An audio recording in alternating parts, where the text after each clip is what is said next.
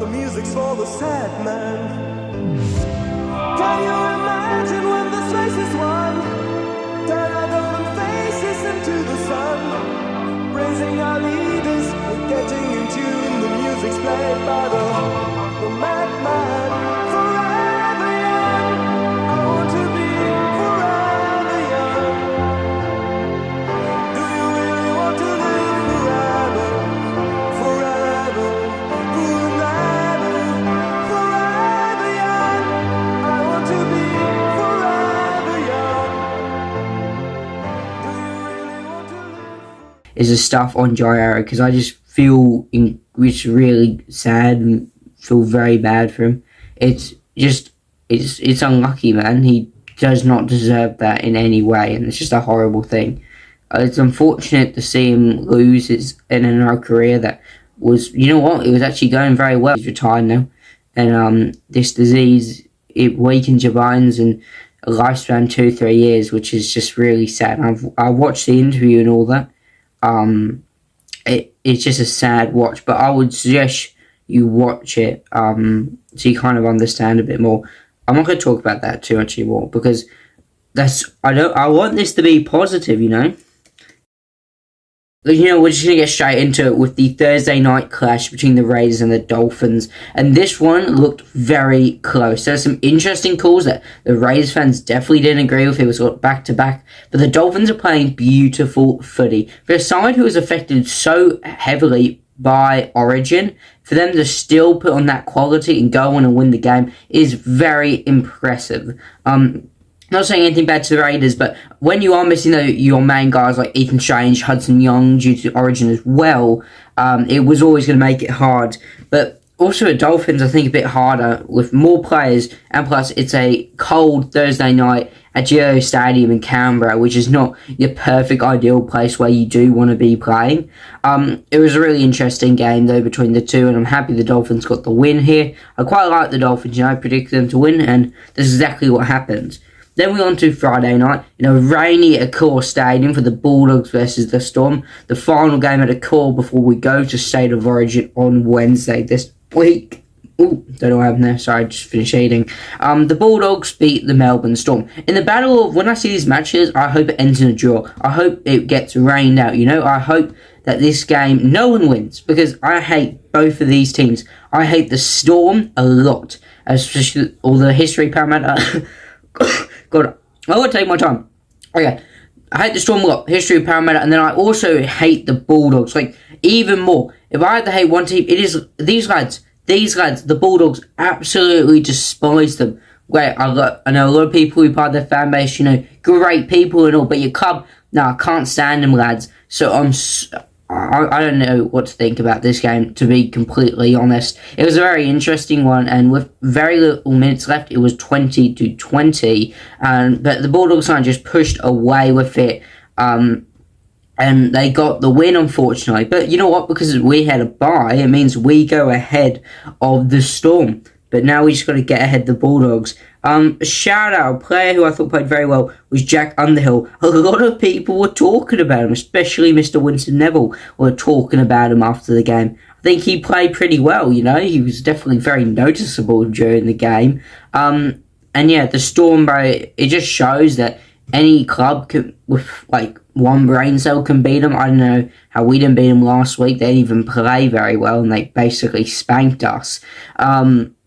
The Storm only had a good first half, and then they kind of all let it go, and the Bulldogs ended up winning. So good in the Bulldogs, but it's good this game's finally out the way, because it is not an enjoyable watch for me, because you know what, I just don't want both teams to win. I boo every time someone scores a try. The next game, which was on the Saturday night, it feels very weird to me, because each game there's one game on each day there's one game, except for Saturday. We saw the Dragons and the Warriors at St. George Venues Jubilee Stadium. I don't know why I didn't just say Jubilee Stadium. I was just reading out the entire thing. I don't know why it's called St. George Venues. Don't ask me.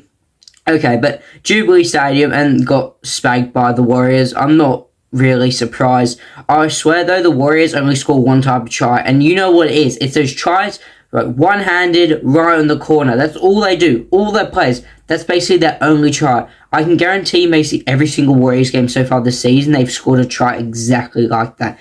And I've seen TikToks of them, that's all they practice. I swear, there's all these lads practice. But you know what? It's working for them. The Warriors are one of the best and most informed sides in the league at the moment. Well, not saying this is the greatest one of all time. Once again, this is the Dragons who still yet haven't won a game and win round 12 now. Their only points have came from one single bye earlier on. Since bringing in their new coach is been probably even worse than it was previously. They just haven't looked competitive at all. This game, they weren't so bad. It was actually pretty close for a lot of moments, but just knowing the Warriors, they just like to mess around with their food, bro, and eventually they just called on them like, oh no, we can't actually lose to these lads, and then they absolutely beat them by more than 12. Dragons fans, it's a whole video coming your way. I was going to do it now, but I might have to wait to the next round. Hope you guys lose, because I have so much to edit right now. It's actually incredible. Then the next game on Saturday was between the Manly Sea Eagles and the Gold Coast Titans. I looked at this and said, this is going to be an absolutely atrocious game. Either it's going to be really, really boring, or it's going to be an absolute blowout from the Fosbull Kings of Manly. This one was very close, and I'm sorry this might be the old way to play rugby league, but I like seeing tries, action. This game, I didn't just even watch, but I kept reloading the page, and I saw 12-4, 4-0. Like, lads, it looked like one of the most slowest games of all time. It was just, I don't know specifically what to think of it. I'm not surprised this game was very low scoring. Both teams affected by Origin. Like, most of these teams are affected by Origin. Except the Dragons, they're not affected by Origin, they still couldn't win. Which is a bit unlucky, because you got one of the best informed sides in the league. Well, I don't believe have really anyone. I don't think they genuinely have anyone on the Origin side. They might have one or two, I'm probably mistaken. But, I can't think of them on the top of my head. There probably is someone. But, they don't seem very affected, and it's just a bit unlucky that there's some. But anyway, the final game was the Cowboys and the Rabbitohs at Queensland County Bank Stadium in Townsville. And the Cowboys have been very up and down, losing to Parramatta, and then they beat the Roosters, and now they beat the Roosters' rivals, the South Sydney Rabbitohs. I'm sure the Souths will be over a lot of emotion right now. Except I can't be positive because I'm just looking at my entire keyboard and it's covered with stuff. But Anyway, we'll look back in. So they took on the Cowboys. So I'm sure there's a lot of emotions riding high, but Cowboys got the win, so good on them. No doubt they are a great side, and unfortunately they should have more guys in Origin, I think. So I feel like they've been a bit unlucky there. The Rabbitohs are a good side as well, so I thought the Rabbitohs were going to win. But that drops the Rabbitohs down to 7th, where we look at the ladder. And obviously the Bombs Dragons, Broncos out of the 8, Tigers are now out of the 8 after being very high up. That's funny to watch because they were talking about, oh, we're going to make the 8, we're going to win the minor premiership, we're going to come top 4. They've kind of fallen apart, haven't they? The top 4 is Penrith Warriors, Roosters, and Fosbull and Manly. They're tied with Knights and Cowboys, obviously. I think that's probably the most deserved top 4. This one is still end up being pretty good length as the other ones, which is surprising me. I don't really care though. I think 5 games it'll make it much easier. If you want to know my fantasy team, I'm not showing you that. I can just tell you, King got 59, Fisher has 62, Havasima 32, and Ryan Couchman is absolutely cooking on the interchange. He's getting like 60 plus points every single week somehow. You know how bad the Dragons are. So I got 152 points this round, which is not bad knowing everyone else, Nickera, De Silva, May, Moses, Cleary, Farnworth, Crichton, Todd, Tedesco, Young, Hotwood, Dory, Shibasaki, Martin, O'Neill, Sakura, and Walsh. Jay Walsh, not Reece Walsh. All not playing due to buys, missing out because of Origin, and finally, injury. I'm talking about you, Herbie Farnworth. I thought you were going to be the key to this week. Maybe have some success, but no, you get to get injured before the game.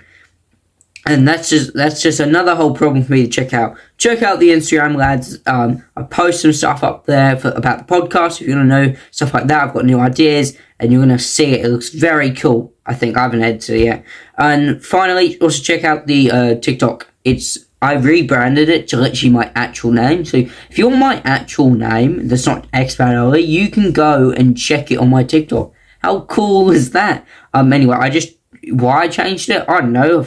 It looks more tough, I guess. I want to have an actual account that I can actually, use as a personal one. And I don't need to think corporate-minded like I have to do with this one. Except I'm very corporate-minded, am I? So go check that out. It's in the link description.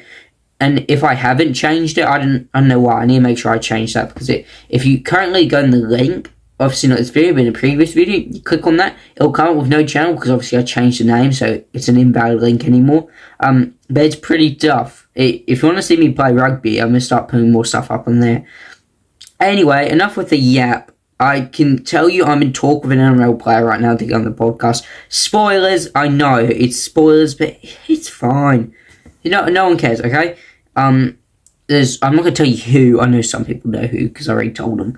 But most people don't. So, yeah, don't spoil it if you know it. But there is someone I'm talking to, and hopefully in a month or something, we'll be able to record it. But there's an episode of The League coming out tomorrow. So enjoy that, lads. This is a 12-minute one, and I'm not going to stop recording. I want to have a quicker look.